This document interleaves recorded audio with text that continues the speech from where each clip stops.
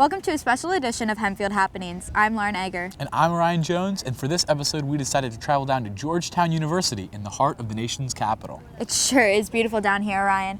Since we are in Washington, D.C., our show today is going to revolve around a highly regarded American value, independence. That's right, Lauren. So stay tuned for an episode that we hope will entertain everyone from sea to shining sea.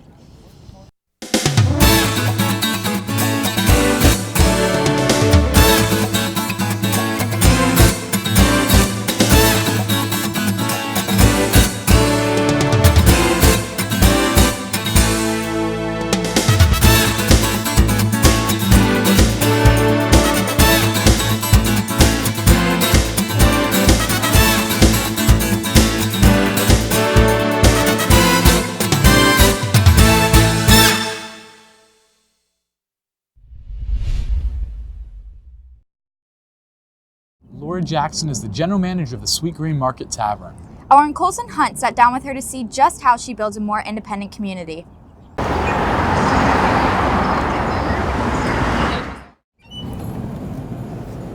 For those looking for independence from larger corporations, you may consider looking for a smaller, more local option such as the Sweet Green Market Tavern. So we are the Sweet Green Market Tavern in Georgetown, Washington, D.C. Sweet Green was started and founded in D.C. by Georgetown alumni, which is right down the block. This is where they opened their first salad shop. They've opened up salad shops all around the nation. And much to our surprise, this D.C. business is partnering with Amish farmers in our very own Lancaster County. This spring, we will be partnering with the Lancaster Co-op. So what they do is they connect the farmers in that region with people in Washington, D.C., Philadelphia, and New York. They're doing a great thing by connecting, people who own markets and restaurants in big cities with, just really high quality ingredients. One of the biggest components of an independent community is supporting other small businesses in the area. So we do it in a couple different ways. Social media is one of the biggest ones. So we do shout outs to the different producers and purveyors that we get items through. We also do pop-ups in the store. It's really important, to support the people around you who have their small businesses.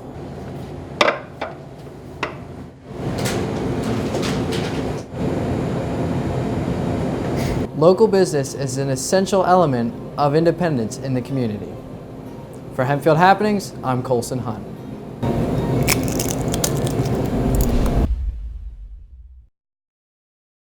Everyone has heard the famous line from the Declaration of Independence, all men are created equal.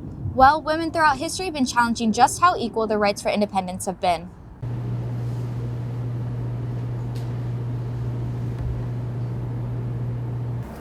America often celebrates the glory in our fight for independence, but the fight for freedom from outside control continued even after we had declared our freedom. Independence still had to be fought for by people of color, the disabled community, the LGBTQ community, and women. In fact, the first large organized march on Washington was held here in front of the Capitol by women in order to protest their exclusion from the political organization of society.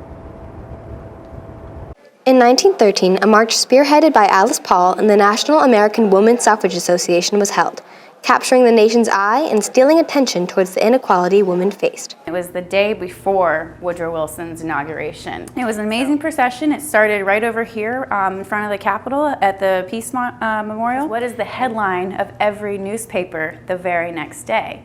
It's not about Wilson, taking the oath of office. It's about the women. This was one of the first major national events for women's suffrage that led to the eventual ratification of the 19th Amendment. This would get women one more step towards their own independence by giving them the right to vote. Yet this progress still hadn't given women complete independence. Women now began the fight for total equal rights. I remember the days where women were not managers. I was denied taking certain classes in high school because girls take this, boys take that. Oh my gosh, I can remember the days way back in the early 70s where we wish we would have had women's marches like this. Women like Alice Paul proposed the Equal Rights Amendment in 1923, and female-led groups have been fighting for their independence ever since. Through more activism, movements, and marches, women have been paving the way to complete equality. Women's marches are still being held in Washington, D.C. on Capitol Hill today. Here for the first Women's March in 2017, but it was fun. There was a lot of camaraderie, a lot of hugging, a lot of good times. So we've been here every year since. These empowering acts have enabled the necessary steps for women to gain their true independence. With the finalizing vote from Virginia, the Equal Rights Amendment was finally ratified on the 15th of January this year. America's Declaration of Independence has been a long-told tale in our history, but many strong women continue the struggle for independence long after that historic day, and have inspired women to lead in our society now. For Hempfield Happenings, I'm Maddie Olson. DC Slices, a food truck in the nation's capital, gives an influx of New York-style pizza to the district. As a result of the economic recession, people such as Zachary Graybo have to learn to make a new independent living for themselves. And it gives us tons of options to just have our own choices, our own creativity, and it's very much about independence because I can choose my own schedule in a way. And it's hard, don't get me wrong. It's hard to go out there, find new markets. It's an uphill battle most of the time. Every filmmaker wants to make it big. However, sometimes the most important thing is telling the story that you want to tell. Chase Pipkin, a local media producer, is doing just that.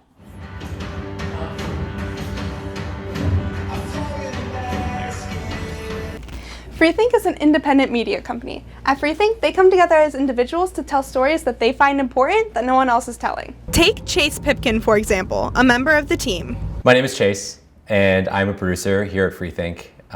We create short documentaries and stories about people and ideas that are thinking differently and making a difference. I do, and that's one of the things that I love about the work that I do, is that I get to bring the creative side, my vision, to any story that I'm working on. But it's larger than that. It's collaboration between people who are doing the development work, our production managers, our other producers, our supervising producer, our editors. Every single person that I work with on every story gets to bring their own kind of style and vision to any piece. So my typical day at work is different almost every day. So when I'm here in the office, it's meeting with the team that I'm on here and talking about different story ideas. It's brainstorming the next story that we're gonna do, the next story that we're gonna capture and work on. It's also looking at the stories that I am working on right now that I've already filmed, and it's going through the editing process, working very closely with our editors, our supervising producers, to come up with the best version of that story possible.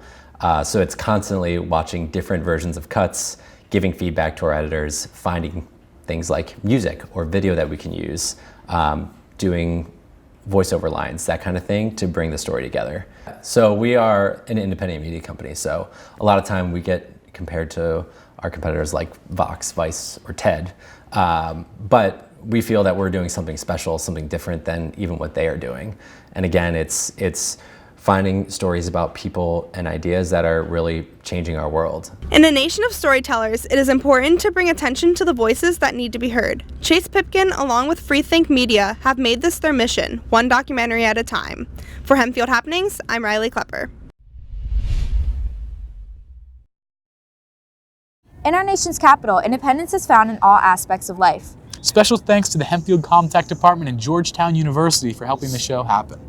Tune in next month for another episode, but for the meantime, for Hempfield Happenings, I'm Lauren Egger. And I'm Ryan Jones. Have a wonderful night.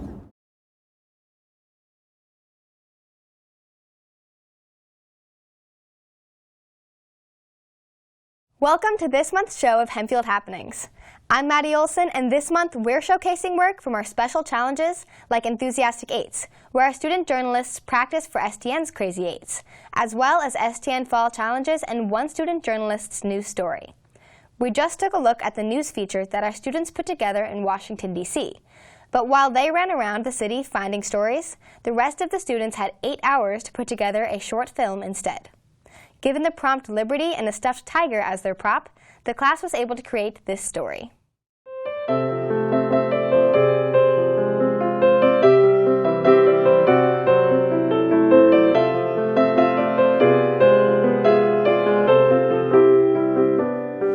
I have have to get through this tour. Do I want to? Not really, but I'll do it for my parents, I guess. They've always been there for me, so why should I disobey? Maybe they've been a little strict, but they've always cared. Ticker reminds me of that. I'm doing this for my parents. So yeah, it's just too much work. You're embarrassing. You are the reason we can't have You nice will never things. be able to do anything by yourself. Hello? Hey. Is he okay? I don't know. Hey. Here. Hey. Hey, are you okay? I'm sorry, I was just thinking. Okay. What's that for? Oh, it's my spirit animal. You know, happy on the outside, but dead on the inside. I'm sorry, I shouldn't laugh at that. Actually, that's the first time anyone's ever laughed at one of my jokes before. Really? Yeah. You're pretty funny. Do you want to go grab coffee with us? Yeah, sure. Okay, come on. All right, come on.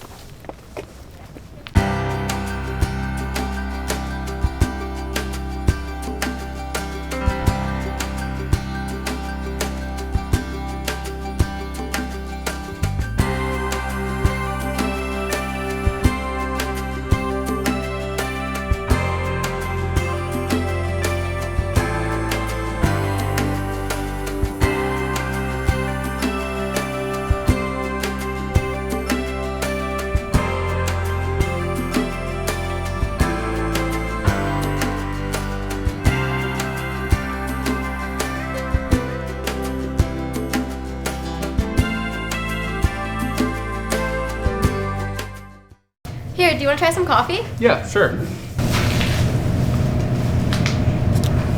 Oh, you sure that's edible? Yeah, we live off of it in college. So what are you most excited for about starting college? Oh, I don't know. I haven't really thought about it. Well, there's a whole lot of freedom. I go to sleep at 3 a.m. every day. I kind of like having to go to bed at 10 every night, though. Have to? Do you still have a bedtime? Yeah, my parents make me go to bed early every night, you know, gotta do well in school and stuff. Well, what do you want to do for school? I don't know. I don't really want to go to college. I want to be a comedian, I think.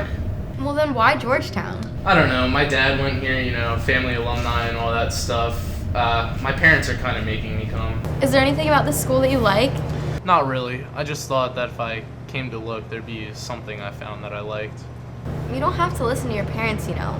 You don't have to go to college. You can put your future into your own hands. Yeah, your parents can't force you to do stuff forever. Well, they sure make it sound like they can. I gotta get to class, but you should just do what you want to do, you know? All right. Yeah. See you later. Thanks, guys.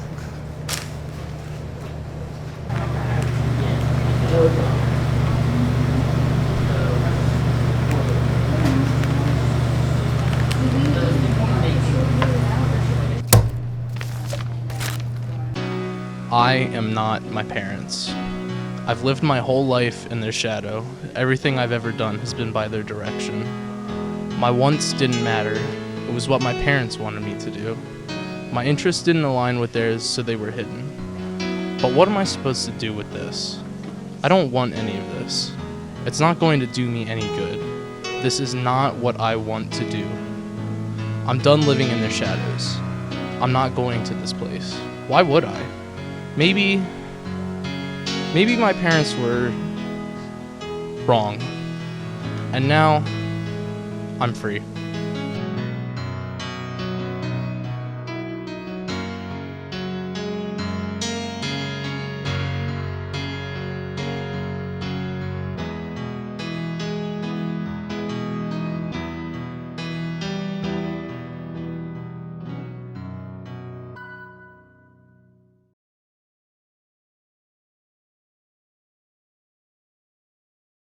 This year, the middle school class got to join the high schoolers in preparation for STN and created another short story titled A Wonderful Beginning, and they had to incorporate a clicker in the video as well.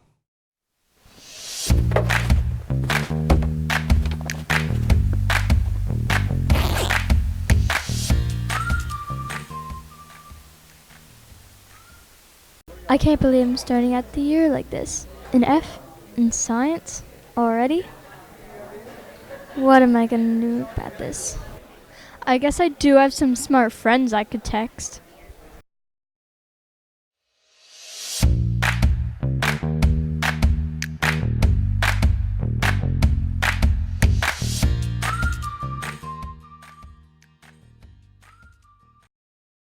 Hey, I'm so sorry I'm late. Something came up.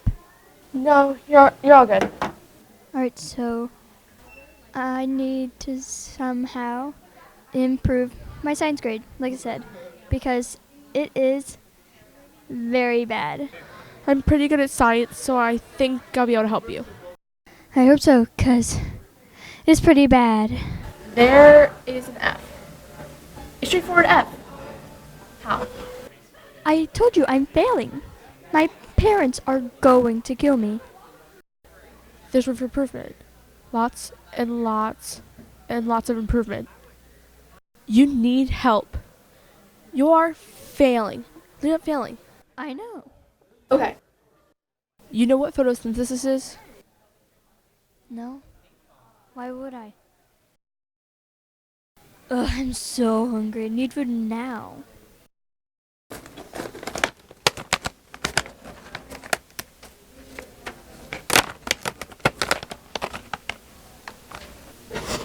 Isn't photosynthesis how plants get their food? That's right. What is that? This is my clicker. It's a clicker and it creates radioactivity in your brain to help jog your memory and pull back information that you learned in the past years. So it, helps my mind.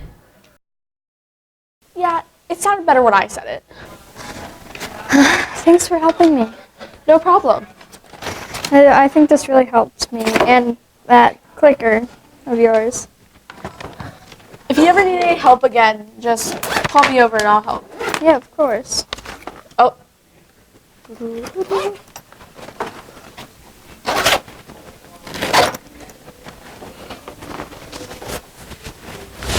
See ya.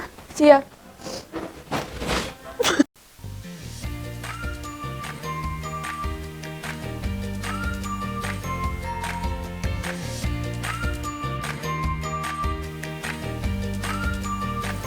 An A?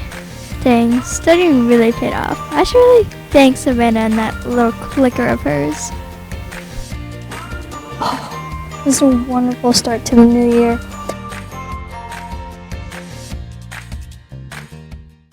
Although our classes had been only practicing for STN, last October the senior class produced and submitted an entry for the STN Fall Challenge.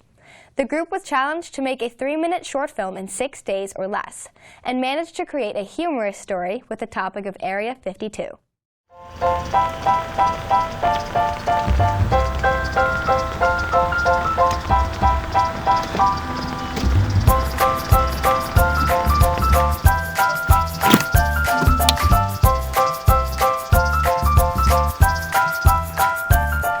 right, boys, let's get the show on the road. I want to see E.T. First of all, E.T.'s not real. And if he were real, he would not be here. Alright guys, we can finish this discussion later, but we gotta get things rolling. So, wanna be my navigator, Benny? Aye aye, Captain. What do I search? I don't know, just look up Area 51, I guess.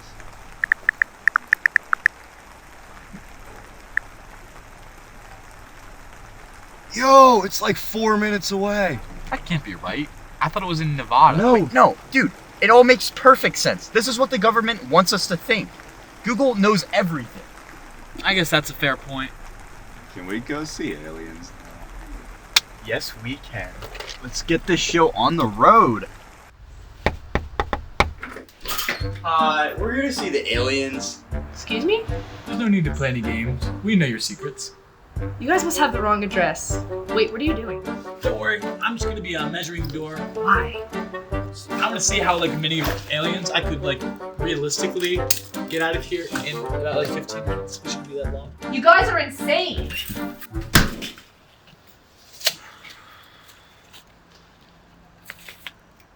So, No, we're all right. I have a plan. wait guys, get down quick. What do you see? Our way in.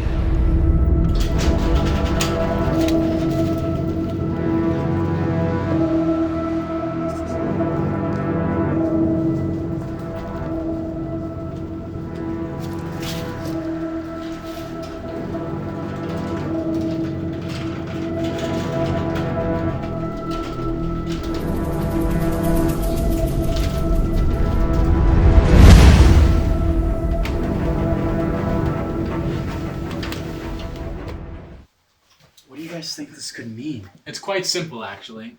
The alien must be named Mommy.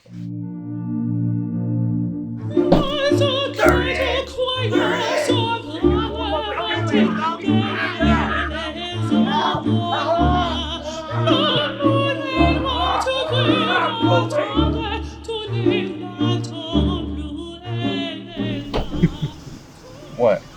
We weren't at Area 51. We were at Area 52.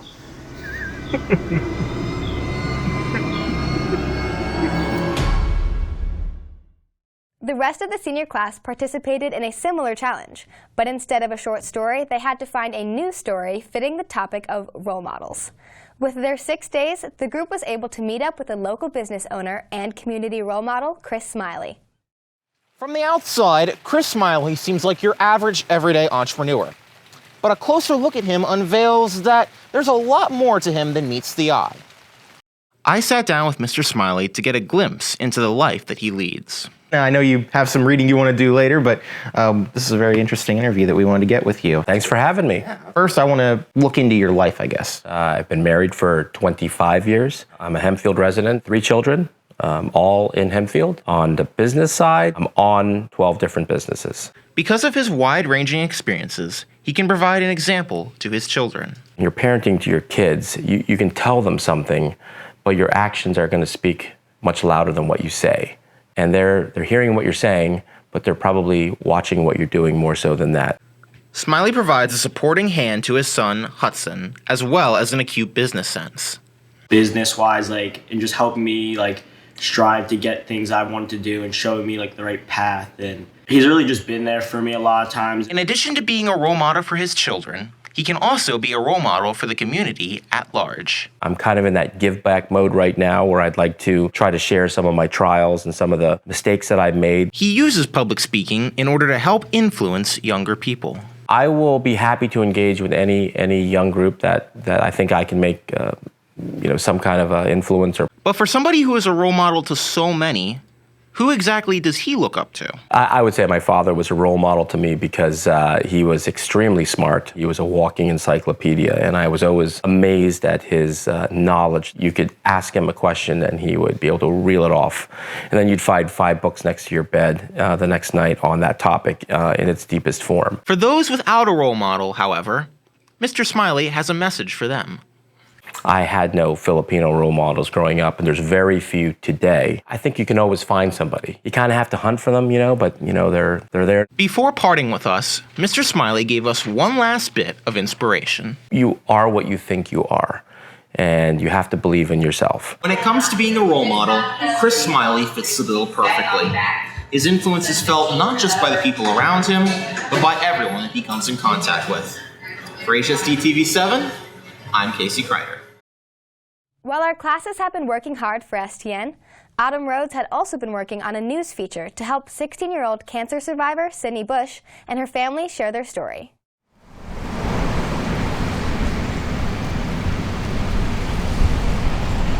Hempfield High School has many strong students with excellent stories. Sydney Bush stands out, showing that despite her battle with cancer, she's still excelling with everything that she does. Sydney is an 11th grader who fought cancer when she was younger. Her mother speaks about the stages of the battle. So when she was 2, she started getting kind of dizzy and started throwing up just kind of sporadically and just falling. So I took her to the doctor a couple times, and first she was just diagnosed with a virus, or they thought she had whiplash from going on a ride at Hershey Park. And then it just continued to get worse. So the doctors admitted her to the hospital, and they did an MRI, and that's where they found her tumor. When Sydney's parents learned about her diagnosis, it was very difficult for them. When we were told about Sydney, it was very shocking.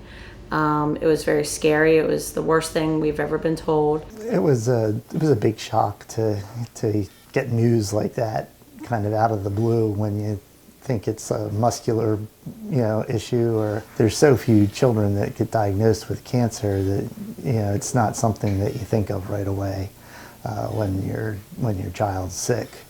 So the whole time, just that whole summer, seeing her struggle with just her balance and getting sick, that wore on us a lot. But luckily, with quick action and a strong family, Sydney was able to get the care that she needed. And then she was transported to Hershey Medical Center, where she had a surgery to remove the tumor. And then after that, she had 7 weeks of radiation and a lot of testing in between in that time period to see, if everything was clear or not. As the time progressed, she would have MRIs every 3 months, then 4 months, then 6 months.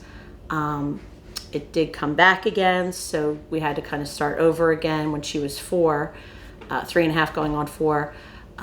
But then after she had she had a surgery, and then the gamma knife procedure, and then continued MRIs, and she'll be 13 years cancer-free in April. The battle with cancer was definitely tough for Sydney, but she showed her strength. I obviously remember that it was really hard to have to go through everything, because I would have to get needles stuck in me all the time, and I would have to go through radiation, and no 2-year-old wants to do that. And because I was so young, in 2005 they didn't really do radiation on young people, so they didn't really know the side effects that I would have.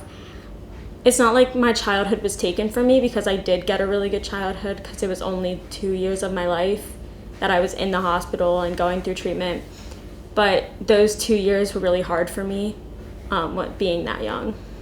26.98. Now Sydney is 16, shining in everything she's doing, both in school and in Thon. I've been a cheerleader since I was in 2nd grade. I've done dance theater since I was a freshman, and then I've been in mini-thon since I was a freshman. And I am involved in Buddy Club, Varsity Club, and the Homework Club at Centerville Elementary School, so I help the kids with their homework. Mini-thon is my biggest passion in life, because it helped me survive cancer, and so it's a way of giving back.